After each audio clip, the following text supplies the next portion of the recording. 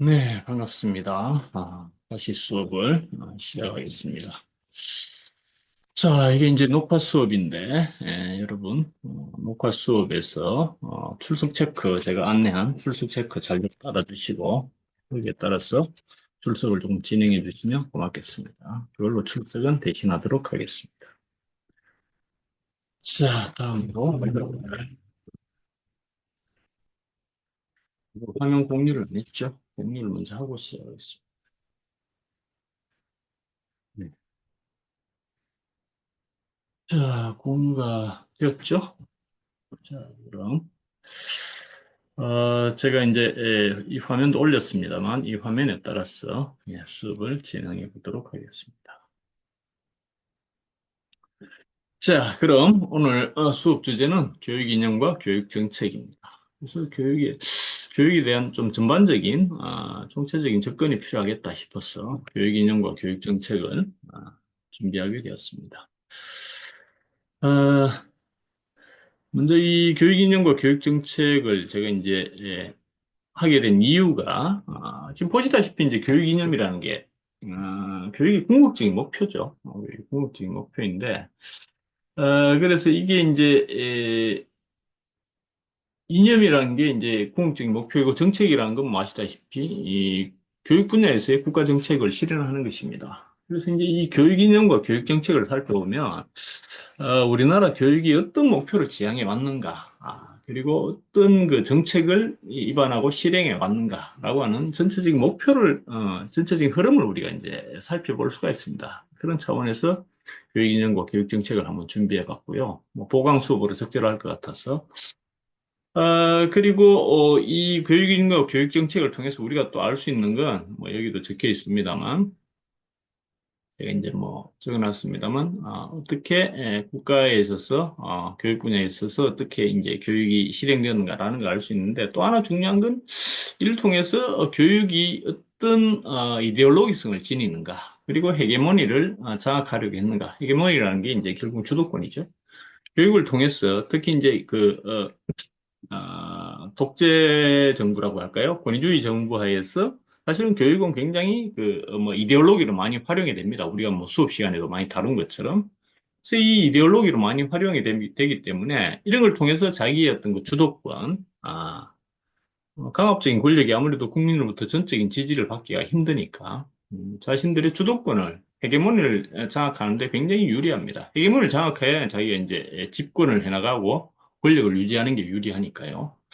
그래서 이러한 헤게모니 전수자로서의 교육, 특히 이제 이 교육개혁 조치라고 하는 게 이제 교육정책을 통해서 많이 이루어지는데 그런 것들이 어떻게 뭐 헤게모니 실현 수단으로 이용되는가라고 하는 것 또한 우리가 알 수가 있습니다. 그런 것들을 통해서 교육 이념과 교육 정책을 통해서 전반적인 교육의 어떤 그 흐름 그리고 어떻게 교육이 권력과 연관관계를 가지는가 내지는 전체적인 국가의 흐름과 연관성을 지니는가 뭐 그런 것들을 한번 살펴보는 그런 시간이 되겠습니다.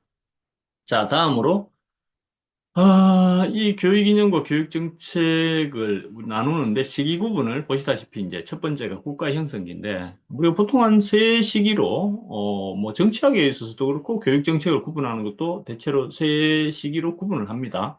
그런 흐름에 따랐습니다. 그래서 보통 이제 처음에 이제 국가를 형성하는 당연히 이제 국가 형성기죠.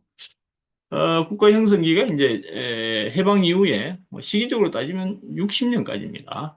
60년까지고 뭐 정부로 따지면 1, 2공화국 시기죠. 다음으로 얘기하는 게 이제 3, 4공화국 시기. 여기 이제 산업화 시기입니다.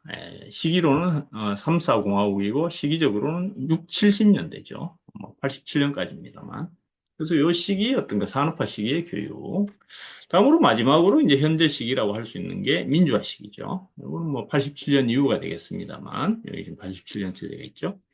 그래서 이제 민주화 시기 이렇게 국가 형성기, 산업화 시기, 민주화 시기 이렇게 이제 보통 구분을 합니다. 그 시기에 교육이 어떠했는가라고 하는 개괄적인 흐름을 한번 살펴보겠습니다. 여러분들 뭐 교육 사회이기도 하지만 전반적인 교육의 흐름 뭐 이런 걸 좀 개괄하는데 여러분들에게 좀 도움이 되지 않을까 싶어서 이걸 한번 준비해 봤습니다. 자, 그래서 먼저 국가 형성기를 한번 살펴보겠는데 이 국가 형성기는 시대적, 사회적 배경으로는 아시다시피 이제 미국이 우리나라에 진주를 하죠. 미소가 분할 점령합니다. 여러분 잘 아시는 것처럼. 그리고 이제 미군이 우리나라에 들어오죠. 그리고 미국이 들어오는데 여러분 잘 모르시겠습니다만 일방 이후에 우리나라가 바로 이제 국가 권력 내지는 정부를 수립하는 게 아니라 미군정기라는 게 있습니다. 미군이 들어왔으니까 군이 통치한다 이거죠. 그래서 미군의 정부다. 그래서 미군정기라고 하는데 그게 48년까지입니다. 그래서 우리나라 정부는 사실은 공식적으로는 48년에 이제 수립이 되죠. 근데 이 시기가 중요한 것은 45년에서 48년, 3년기인데 이 시기에 웬만한 정부의 웬만한 모든 정책, 흐름, 뭐 당연히 이념도 포함해서 국가의 기본 방향이 이제 설정이 됩니다. 뭐 체제라고 하는 자유민주주의라고 하는 그 체제도 수립이 되고 뭐 경제, 뭐 당연히 이제 교육도 이 당시에 수립이 되죠. 그래서 이 당시에 교육이 굉장히 중요합니다. 그래서 여기 지금 제가 미국의 한계성이라고 적어놓은 이유는 이 당시 미 군정기에 미국이 설정한 한반도 정책, 이건 뭐 아시다시피 지금까지도 굉장히 중요한 우리나라에 있어서 미국의 영향력은 절대적이죠. 우리나라뿐만 아니죠. 한반도에서 미국의 영향력은 절대적입니다. 그래서 뭐 나중에 제가 통일교육 할 때도 다시 말씀을 얘기는 좀 드리겠습니다만, 그래서 이제 미국의 한계성이라는 게 있습니다. 제 얘기가 아니고 이제 정치학자들이 연구한 건데 최장직 교수나 뭐 몇몇 분이 얘기하신 거죠. 이분들이 하신 얘기가 미국의 한계선이 이제 한반도 정책에서 가장 중요한데, 중요한 건 남한이죠. 대한반도, 대남한 정책에서 중요한데, 그게 뭐냐면, 분단을 안정적으로 유지하는 겁니다. 이게 이제 제일 중요합니다. 그게 이제 분단 국가죠. 그리고, 그렇지만, 민주주의도 또한 추구해 나가야 됩니다. 왜냐면 미국은 민주주의라고 하는 이념을 우리나라에 이제 가져왔으니까. 그래서 이제 반공 국가이면서 민주주의 국가이다. 그런데 여기서 핵심이 뭐냐? 요겁니다, 요거. 이게 가장 중요합니다. 미군이, 주한미군이 우리나라에 주둔하는 이유 또한 마찬가지죠. 주한미군이 있는 것은 민주주의를 지키기 위해서 있는 건 아닙니다. 당연히 미국의 이익을 위해서 있는 것이고, 미국의 이익은 흔히 말하는 그 과거는 이제 소련이죠. 소련과 중국. 지금은 이제 중국, 러시아.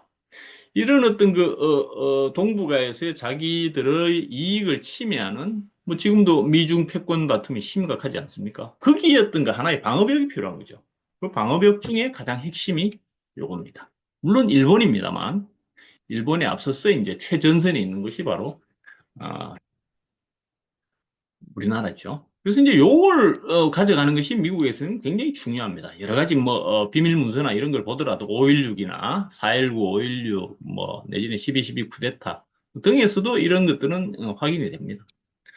자, 그래서 미국은 이 나라를 어떻게 민주주의로 적극적으로 이제 해결해 나가기보다는 현상을 유지하는 게 중요합니다. 그게 이제 분단국가죠. 분단국가라는 게 뭡니까? 공산주의를 막는 거죠.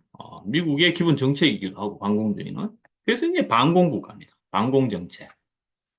그래서 이제 반공이라고 하는 것이 미국의, 미군정의 기본 이념이면서 또한 교육에 있어서도 중요하게 반영이 됩니다.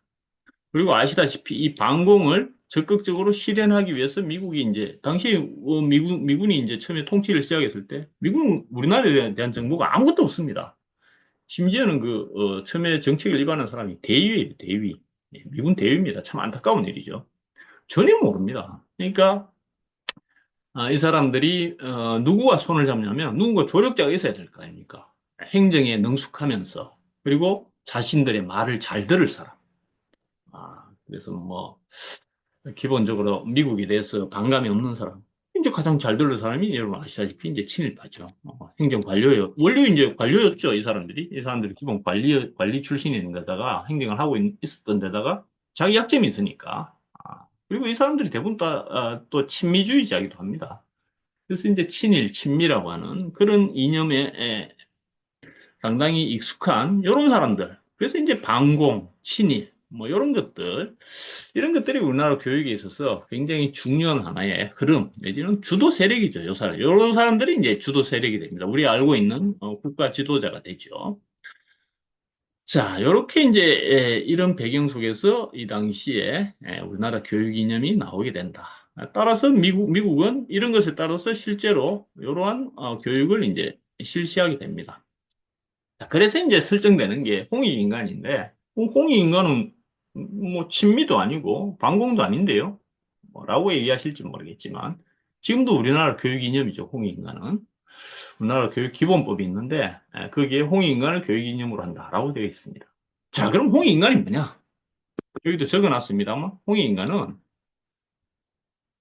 막연하지 않습니까? 널리 인간을 이롭게 한다. 막연하죠.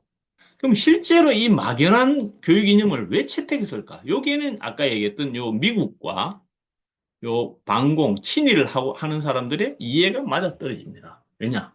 그렇다고 해서 이제 해방 직후니까 민족적인 걸 배제할 수는 없습니다. 그러니까 이제 홍익인간, 당군이 신화죠. 근데 그렇다고 해서 이게 구체적인 뭐 내지는 진보적인 그런 내용을 가지고 있으면 또 곤란합니다. 그래서 형식적으로 이제 민족을 가지고 있으면서도 실제로는 미국의 이 진보주의라는 게 아시다시피 미국의 교육 철학이죠. 요걸 이제 결합한 그러한 진보주의라는 게 제가 뭐 말을 길게 하긴 그렇습니다만 사실은 최대유지적인 친자본주의적인 그런 교육이거든요. 교육 사상이고. 그래서 요걸 이제 들여옵니다. 들여오고 실제 내용으로는 이제 미국의 교육. 그래서 뭐 실용성 뭐 어쨌든 그 구체적인 항들이 있는데 교육법 밑에 구체적인 항들이 있는데 거기에 보면 이런 내용들이 들어가 있습니다. 미국식의 교육 철학 여기 들어가 있죠. 그렇게 하면서 이 사람들이 이제 이런 교육 이념을 설정을 하게 되는데, 뭐 보통 이제 누구나 들어가서 할 수 있는 빈집이다. 이렇게 얘기합니다. 쉽게 말해 빈집털이가 용이하다는 겁니다. 민족을 표방하지만. 그게 이제 미국이나 친일파들이 자기들의 얘기를 얼마든지 집어넣을 수가 있다는 얘기죠.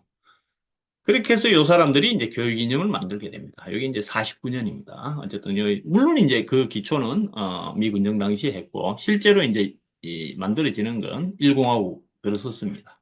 그래서 이제 교육 이념이 만들어지고 이 교육 이념이 만들어지면서 다음으로 이제 얘기할 수 있는 게 일민주의라고 하는 게 있는데 이게 사실은 반공주의거든요. 이게 우리나라 최초의 교육 정책입니다. 교육 정책인데 안호상이라는 교육부 장관이 이제 초대 교육부 장관이 만든 건데 이게 이제 실제로는 반공입니다. 반공 교육 정책을 이제 표방을 하고 있고 다만 그럼에도 불구하고 뭐 초등 의무 교육이나 이런 것들은 실시를 하죠.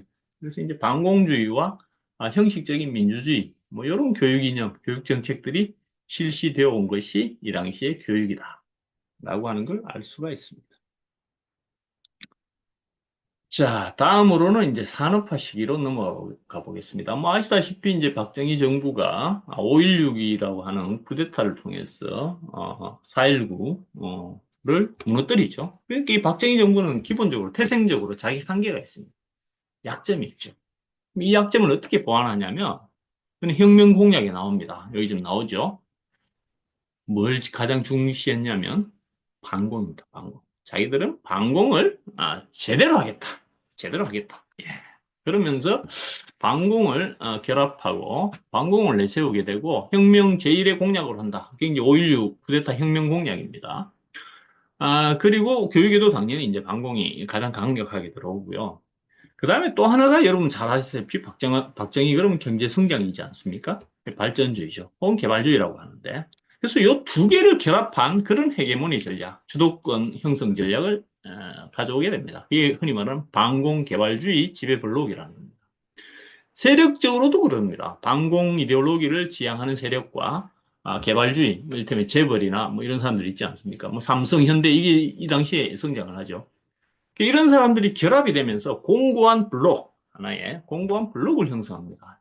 지금까지도 굉장히 우리나라 보수의 가장 강고한 하나의 블록을 형성하고 있죠. 여기에 뭐 언론이 들어붙고 종교가 들어붙고 뭐 이렇게 하면서 오늘날의 이제 주도 세력, 대한민국의 주도 세력으로 이제 성장하게 됩니다. 교육도 마찬가지로 이런 것들을 이제 해나가게 되는데 이후에 이제 요 국가주의라고 하는 거는 박정희 초기에도 그랬습니다만 박정희 정부 후기가 이제 유신 체제거든요. 그래서 유신 체제에 있어서 국가주의를 강화하고 억압적인 파시즘적인 그러한 체제죠. 유신 체제가 그러한 교육 또한 국가주의 그리고 반공주의 정권 안보를 위한 그런 교육을 대대적으로 실시하게 됩니다.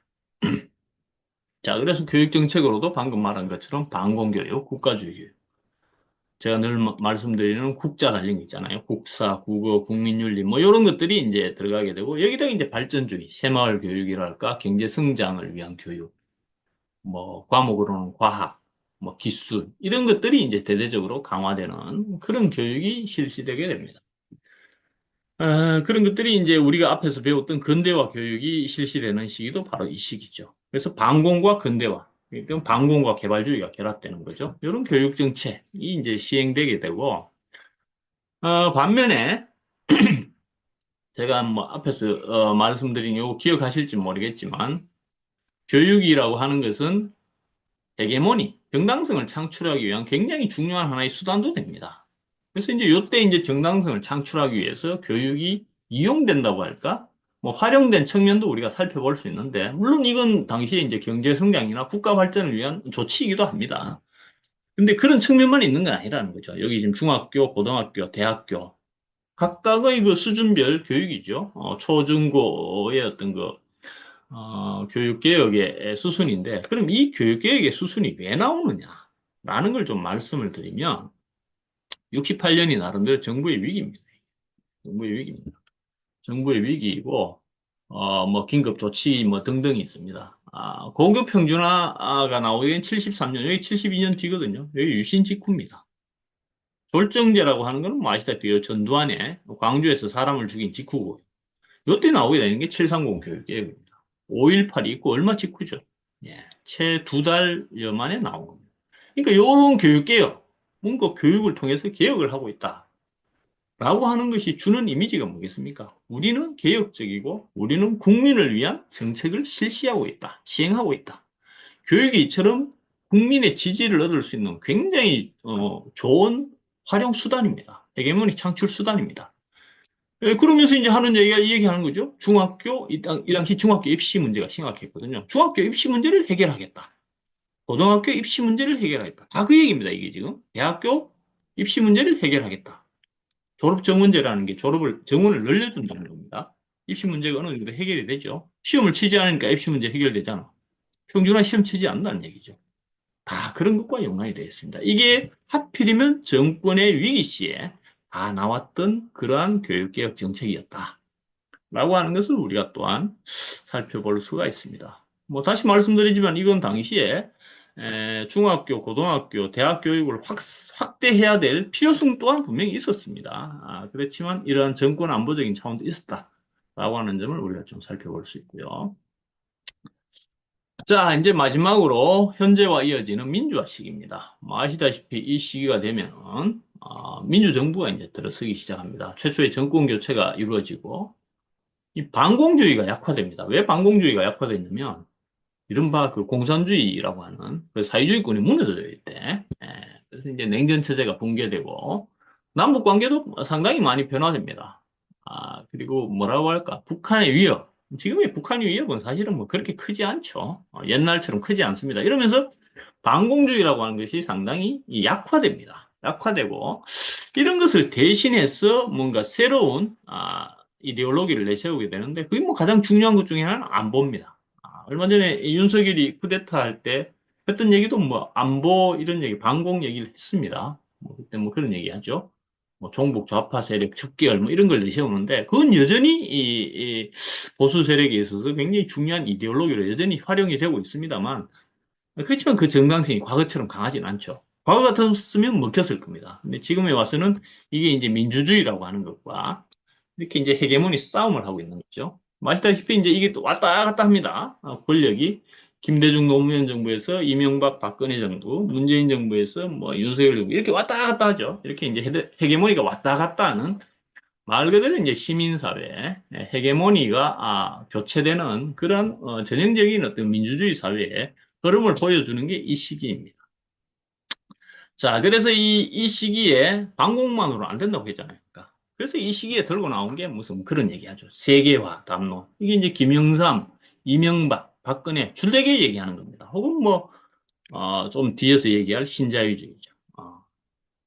그래서 신자유주의와 같은 이런 것들을 통해서 새로운 형태의 어떤 그 발전주의, 국가주의, 이런 것들을 들고 나옵니다. 이런 걸 가지고 보수 세력이 물론 뭐, 안보를 강조하는 것은 뭐, 이명박, 박근혜는 물론이고 윤석열에 의해서도 꾸준히 우리가 지속되고 있는 걸 알 수가 있죠. 어쨌든 이런 안보, 방공의 영역, 그리고 국가, 그리고 시장, 세계화, 뭐 이런 다양한 영역들. 거기다가 이제 민주주의라고 하는 것들이 또한 이제 진보 정부에서 계속 얘기를 하면서 이런 것들이 서로 간에 충돌하고 각축전을 벌이고 있는 그런 시대입니다. 여러분들이 잘 보고 계시는, 뭐 시끄럽죠. 각종 영역에서 시끄러운 그런 다툼들이 일어나고 있는 그런 말 그대로 이제 헤게모니 각축의 장이 되고 있고 교육 또한 그 속에 이제 들어와 있죠. 그래서 헤게모니 내지는 민주주의와 아, 보수주의가 충돌하고 있는 그러한 현장을 우리가 볼 수가 있습니다. 자, 그래서 뭐 일테면 여러 가지 이 교육개혁이나 민주시민교육이 이 당시에 시행되기도 하고 통일교육이 실시되기도 합니다. 이제 이 이제 반공교육 하에서는 불가능한 거였죠. 이것도 마찬가지입니다. 권위주의 정부에서는 불가능한 내용들이었습니다. 그리고 이제 새로운 시대에 맞는 그러한 교육, 흔히 말하는 531 교육개혁이라고 하는 게 7차 교육과정 이후에 이제 들어서게 되는 우리나라의 어떤 중요한 교육의 흐름인데, 여기서 얘기하는 게 뭐, 여기도 있습니다만, 수월성 교육, 다양성과 열린 교육, 여러분 많이 들어보셨죠? 예, 이런 것들이 나오게 됩니다. 교육이 과거와 같은 반공교육에서 새로운 어떤 그 이데올로기를 찾아서 추구되고 있다라고 하는 것을 알 수가 있습니다. 그래서 이에 따라서 나온 게 뭐, 이를테면 자사고라든가, 설립준칙주의라는 건 대학을 어느 정도 준칙만 지키면 따르면 그냥 세우게 해준다. 그래서 이제 지금 대학이 굉장히 난립하고 있죠. 그게 바로 이런 흐름 속에서 나온 겁니다. 자, 그래서 시장의 자유를 추구하는 게 이제 사실 신자유주의거든요. 시장이라는 게 뭐 멀리 볼 거 없습니다. 돈입니다. 돈 있는 사람, 내지는 경쟁력 이런 것들이 중요한 하나의 또 담론으로 등장하면서 교육인정과 교육정책에도 반영되고 있는 그 시기라고 할 수 있습니다. 자, 여기 지금 신자유주의 교육정책 적어놨습니다만 짧게만 말씀드리겠습니다. 나중에 혹시 뭐 특강할 기회가 있으면 신자유주의 교육은 다시 살펴보겠는데, 신자유주의 교육은 아까 말한 대로 돈의 자유죠. 돈의 자유는 무엇을 통해서 추구되느냐? 친자본주의입니다. 이게 쉽게 말하면 친시장이고, 뭐 제가 지금 이런 거 적어놨죠. 그래서 이건 시장 그리고 돈 있는 사람들에게 좀 유리하다라고 볼 수 있고, 내지는 뭐 세계화 시대의 새로운 이념이라고도 볼 수 있습니다. 뭐 지금 전 세계를 강타하고 있는 가장 강력한 이념이기도 합니다. 그래서 여기서는 경쟁을 당연시하거나 경쟁이 옳다고 생각합니다. 그래서 경쟁을 통해서 뛰어난 놈이 차지하는 것이 이 세상이다. 이제 그 다른 말로 얘기하면 수월성이라고 하죠. 그걸. 수월성, 경쟁, 시장, 뭐 이런 것들이 추구되는 시대이고 그에 따라서 이제 학교도 어떤 시장의 논리 이런 것들이 본격적으로 추구되는 거 아니냐. 그래서 각종 특성화고들이 이제 많이 만들어지죠. 똑똑한 놈을 많이 만들어야 된다 이거죠. 그래서 뭐 여러분 아시는 과학고라든가 각종 영재고등학교 이런 것들이 만들어지는 것이 이러한 논리에 따라서 이제 만들어집니다. 그리고 이제 자사고도 바로 여기서 나와. 자립형 사립고라는 게 자립이라는 게 이게 경제적, 돈에서 자유롭다는 거거든요. 전형적인 그 신자유주의 정책에 따른 고등학교가 바로 이 자사고죠. 자사고가 설립이 되었다가 뭐 폐지해야 된다 뭐 논란들이 막 있지 않습니까? 그게 바로 이러한 흐름에서 나온 교육의 흐름이다라고 보시면 되겠습니다. 그리고 이제 경쟁을 해야 되니까 이 경쟁을 하기 위해서는 다양한 평가가 또 이루어집니다. 지금 뭐 아시다시피 굉장히 많은 평가들이 대학 평가, 뭐 각종 합격 평가, 교사 평가, 뭐 교원 평가 이런 것들이 많이 이루어지고 있지 않습니까? 그 이유가 바로 이런 것 때문입니다. 시장, 평가, 경쟁 이런 게 이제 교육에 도입이 되고 있다는 징조죠. 자, 그래서 이것을 통해서 우리들이 알 수 있는 거는 교육이 어떤 그 긍정적인 영향도 있겠죠. 경쟁을 도입했다는 부분에 있어서는 경쟁력을 강화한다라고 볼 수 있는데, 그럼 한국 교육이 경쟁력이 강화되었나라는 건 우리가 좀 생각해 볼 필요는 있는 것 같습니다. 우리나라 대학 경쟁력은 여전히 세계적으로 굉장히 낮은 위치에 있거든요. 올라가고 있지는 못합니다. 이걸 했다고 해서 올라가지 않았습니다.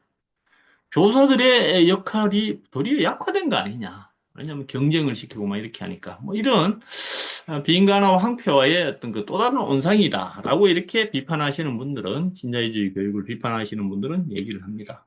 효율, 평가, 성과 이런 거 얘기하지 않습니까? 돈을 중시하는 그런 게 이제 교육에 들어오다 보니까 자, 그런 문제점을 가지고 있다라고 볼 수가 있고요.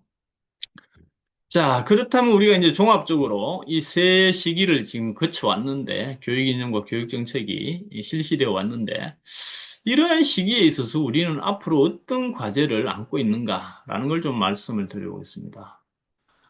첫 번째 얘기할 수 있는 건 우리가 이제 민주주의와 경제 성장을 동시에 해 나가야 된다. 민족과 민주주의를 동시에 실현해 나가야 된다. 라고 하는 뭐 이런 얘기를 할 수 있는데 민주주의 얘기는 뭐 시간이 오래 걸리니까 이건 그냥 넘어가고 이 성장을 어떻게 계속해 나갈 것인가라고 하는 과제가 있죠. 아시다시피 성장이라고 하는 건 생태주의, 환경과 직접 충돌되는 개념이기 때문에. 그리고 이 민족주의와 이 다문화, 민족 주체성의 문제가 충돌하는 문제도 있습니다. 예, 그래서 통일과 민족 주체성 문제, 다문화, 세계와 이게 이제 충돌되는 개념이거든요. 이 속에서 우리는 어디로 나가야 할 것인가?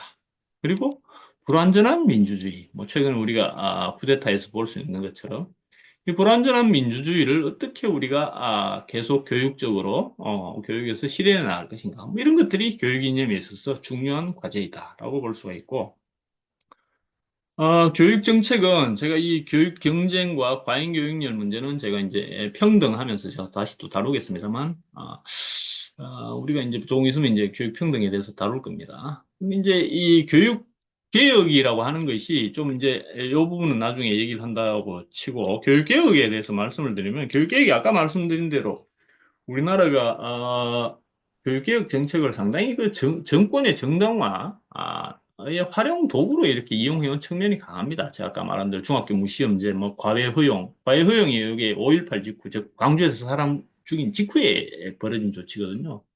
학생들은 뭐 이때 두발 자유화를 직접적으로 혜택을 입은 사람이 접니다. 그래서 이제 그런 것들이 학생들이 굉장히 이 환영을 받았습니다만, 그게 사실은 불순한 의도가 있었던 거죠.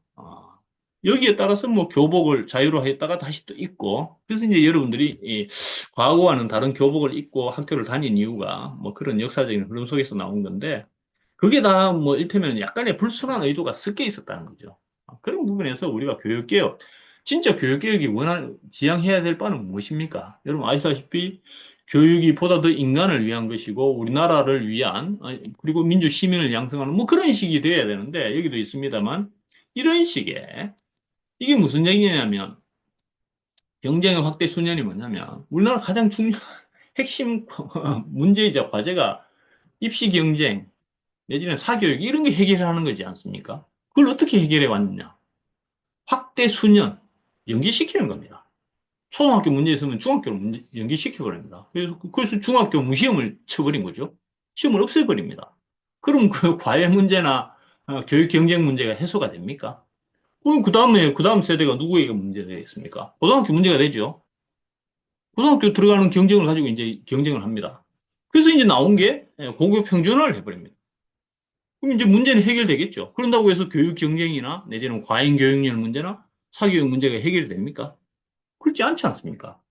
그래서 그 다음에 그 문제가 어디로 넘어갔느냐? 대학으로 넘어가죠. 그래서 대학을 풀어버립니다. 그게 이제 이른바 그 졸정제라고 하는 졸업정원제라고 하는 이 정원을 5배인가 늘렸습니다. 당시에. 말도 안 되는 정책이죠, 사실은. 이런 정책을 통해서 교육의 문제는 그대로 온전된 채 교육 문제는 뭐 과잉 교육률 문제나 사교육 문제나 입시 교육 문제나 뭐 내지는 뭐 서열주의나 대학 서열주의 이런 거 그대로 있지 않습니까, 우리나라에? 그래서 이런 부분이 저대로 해결되지 않은 그대로 문제는 둔 채 정권이 마치 자기가 뭘 해결했냐. 지금 그래서 결국은 대학 정원만 늘었죠. 그렇지 않습니까? 우리나라 그건 순기능과 역기능이 동시에 있긴 합니다만 대학 정원이 거의 뭐 고등학교 졸업한 학생들이 거의 대부분 다 대학을 다 못 가고 지금 많은 대학들은 뭐 아시다시피 예, 입학 정원을 못 채우고 있습니다. 뭐 당연한 결과죠. 인구는 줄어드는데 대학은 더 늘었으니까. 이 뭔가 교육 정책을 하는 사람들이 상당히 이 미래를 보지 못하는 그리고 문제는 그대로 둔 채 굉장히 심각한 교육 문제를 그대로 안고 온 그런 교육이었다. 그래서 우리가 진정한 교육을 해나가야 할 필요성, 진짜 제대로 된 교육을 해야 될 필요성이 있지 않는가. 뭐라고 하는 말씀 정도로 마치고 제가 여기서 뭐 오늘 길게는 말씀 못 드리겠습니다만 나중에 이 문제를 어떻게 해결해 나오고 어떤 과제를 가질 것인가는 여러분과 같이 머리를 맞대고 또 한번 진지하게 얘기를 해보도록 하겠습니다. 예, 이상 제가 교육 인형과 교육 정책에 관한 뭐 말 그대로 보강이죠. 간단하게 좀 해결할 수 있는 살펴볼 수 있는, 그리고 문제를 그래도 좀 한번 개괄해 볼 수 있는 그런 시간을 한번 가져가 봤습니다. 여러분들에게 뭐 도움이 되는 그런 영상이었으면 하고요. 예, 수업 시간에 또 뵙도록 하겠습니다. 감사합니다.